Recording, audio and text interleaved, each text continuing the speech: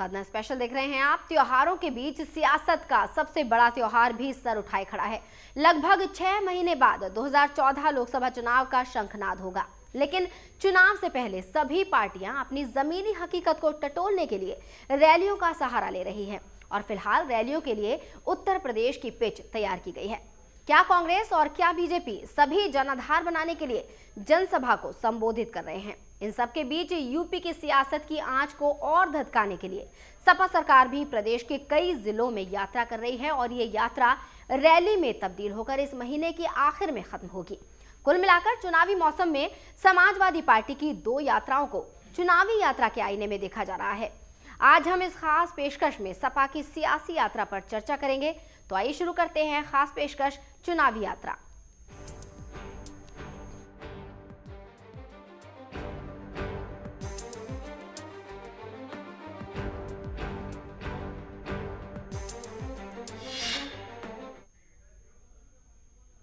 माने या न माने, लेकिन हकीकत है कि कानपुर में मोदी की रैली ने सबके होश उड़ा कर रख दिए हैं।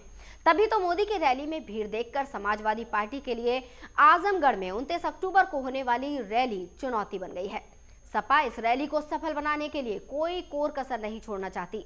इसी रणनीति के तहत समाजवादी पार्टी ने 2 रथ यात्राएं निकाली हैं, जो 29 अक्टूबर को आजमगढ़ में होने वाली रैली स्थल पर जाकर समाप्त होंगी।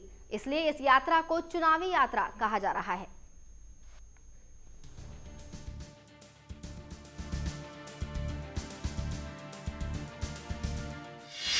अधिकार रथ यात्रा, सामाजिक न्याय रथ यात्रा। इन 2 रथ यात्राओं के जरिए समाजवादी पार्टी प्रदेश में डगमगाती स्थिति को स्थिर करने की कोशिश में है, या आप ये भी कह सकते हैं कि लोकसभा चुनाव को देखते हुए सियासी सफर भी, क्योंकि मोदी की रैलियों में जो नजारा है उससे दूसरी पार्टियों का खेल खराब हो सकता है।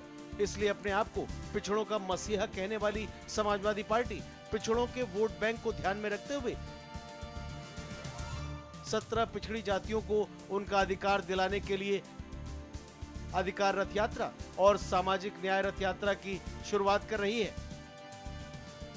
ये दोनों यात्राएं 29 अक्टूबर को आजमगढ़ में होने वाली रैली स्थल पर जाकर समाप्त होंगी।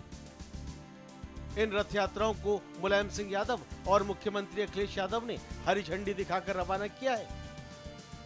रथ यात्रा के पहले चरण में सामाजिक न्याय रथ लखनऊ से चलकर बाराबंकी, फैजाबाद, बस्ती, गोरखपुर, देवरिया, कुशीनगर से बढ़लगंज होते हुए 29 अक्टूबर को आजमगढ़ पहुंचेगी।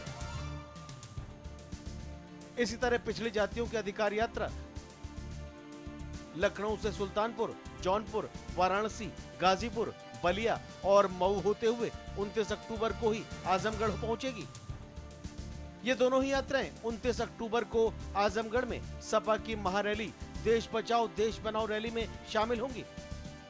इसके बाद दूसरे चरण में रथ यात्राएं प्रदेश के दूसरे हिस्सों में भी जाएंगी। इन रथ यात्राओं के समापन के बाद 14 दिसंबर को समाजवादी पार्टी लखनऊ में एक विशाल सामाजिक न्याय रैली आयोजित करेगी।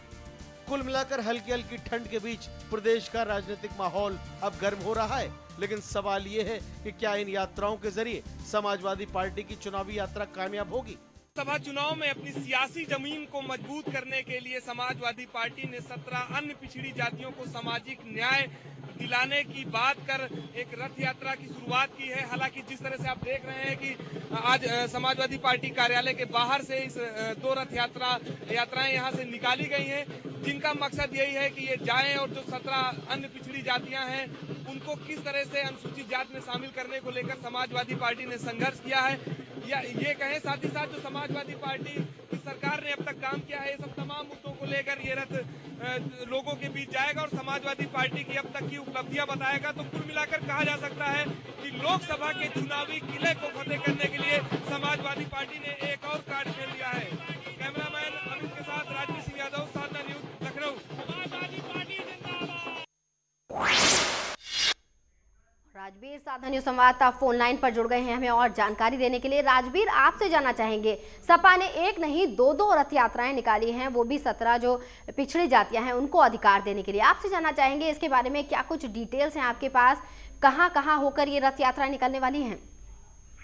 बिल्कुल सीता से बता दूं कि दो रथ यात्राएं हैं, सामाजिक न्याय रथ यात्रा और सामाजिक अधिकार रथ यात्रा। और इस पूरी रथ यात्रा को इस लिहाज से भी देखा जा सकता है कि जिस तरह से लोकसभा चुनाव नजदीक है और मुलायम सिंह यादव जिस तरह से इस पूरी रथ यात्रा के संयोजक है, जिस तरह से इस पूरे अभियान को देख रहे हैं, उनका मोटिव कहीं ना कहीं एक ही है, उनका मकसद एक ही है कि लोकसभा चुनाव के पहले जो 17 पिछड़ी जातियां हैं जिनको अनुसूचित जाति में शामिल किया जाना है, इसको लेकर ये अनुसूचित जातियों को लामबंद करना है। साथ ही साथ इनका वोट बैंक कहीं ना कहीं समाजवादी पार्टी के लिए बटोरना है, समाजवादी पार्टी के पक्ष में करना है, क्योंकि ये पिछड़ी जातियां ऐसी पिछड़ी जातियां हैं कि जिनका जो वोट बैंक है वो कभी इकट्ठे नहीं किसी पार्टी को गया, हमेशा बिखराव में रहा है। वो चाहे कभी बीएसपी को गया हो, कभी बीजेपी को गया हो, कभी कांग्रेस के पाले में गया हो, लेकिन ये जो जातियां हैं, 17 पिछड़ी जातियां हैं, इनका वोट बैंक कभी भी किसी एक दल में होकर नहीं रहा है। तो इस बात को मुलायम सिंह यादव बहुत बेहतर तरीके से समझते हैं और उनकी कोशिश यही है कि लोकसभा चुनाव के पहले अगर इन वोट बैंकों को एकत्रित करेंगे, इकट्ठे करेंगे तो कहीं ना कहीं समाजवादी पार्टी के लिए इसे लोकसभा चुनाव में बड़ा फायदा हासिल हो सकता है। जी राजवीर, बिल्कुल आपने सही कहा कि एक तरह से चुनावी यात्रा है ये और वोट बैंक को सबसे ज्यादा ध्यान में रखा जाना जाहिर सी बात है। आपसे जानना चाहेंगे क्या ऐसा नहीं लगता मुजफ्फरनगर जो दंगा हुआ उसके बाद बहुत सा ऐसा कुछ हुआ है उत्तर प्रदेश में कि काफी किरकिरी हुई सपा सरकार की, तो कहीं ना कहीं उस सबसे ध्यान भी हटाया जा रहा है और ये जो पिछड़ी जातियों का कार्ड अब जो खेला जा रहा है सपा की ओर से, साफ सी बात है ये कहीं ना कहीं कुछ ना कुछ ढकने की कोशिश भी हो रही है। देखो बिल्कुल जाहिर है सीता, क्योंकि मुजफ्फरनगर में जो सांप्रदायिक हिंसा हुआ है उससे जो एक मुस्लिम वोट बैंक का आधार था, जो समाजवादी पार्टी जिनको आधार वोट बैंक मानती थी अपना, तो ये मुलायम सिंह को बेहतर तरीके से पता है कहीं ना कहीं ये वोट बैंक उनसे खिसका है और इसकी अगर कहीं से भरपाई हो सकती है तो वो ये वही जातियां हैं जो 17 पिछड़ी जातियों की बात मुलायम सिंह यादव करते हैं, समाजवादी पार्टी करती है, तो इस पूरे वोट बैंक की भरपाई यहाँ से हो सकती है। और यही एक कारण है कि मुजफ्फरनगर में सांप्रदायिक हिंसा के बाद अगर जो वोट बैंक है, अगर उस वोट बैंकों पर कहीं फोकस किया है मुलायम सिंह यादव ने, तो ये जो 17 पिछड़ी अन्य जातियां हैं इन पर फोकस किया और उनको ये बात बहुत बेहतर तरीके से पता है कि अगर इस वोट बैंक में वो सेल लगाने में कामयाब हुए तो कहीं ना कहीं इसका बेहतर रिजल्ट उनको मिल सकता है। हालांकि अभी लोकसभा चुनाव दूर है, अभी इतना पास नहीं है, काफी समय है, लेकिन एक तरह से देखा जाए तो समाजवादी पार्टी ने ये पहल की है और इस पहल की शुरुआत आज से हुई है। 14 नवंबर को एक बड़ी रैली में तब्दील होगी ये पहल।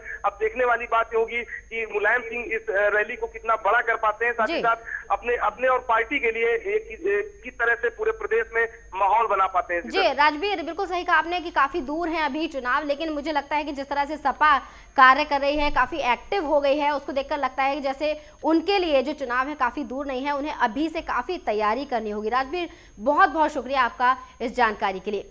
तो अधिकार रथ यात्रा और सामाजिक न्याय रथ यात्रा को लेकर समाजवादी पार्टी के मुखिया मुलायम सिंह यादव ने क्या कुछ कहा, आइए आपको सुनाते हैं। आज कहना चाहते हैं, अगर पूरी नीयत साफ है किसी की तो आज देश के अंदर समाजवादी पार्टी के, इसलिए हमें सबका स्वागत करते हैं और नेताओं का स्वागत करते हैं उनका रहे लेकर के।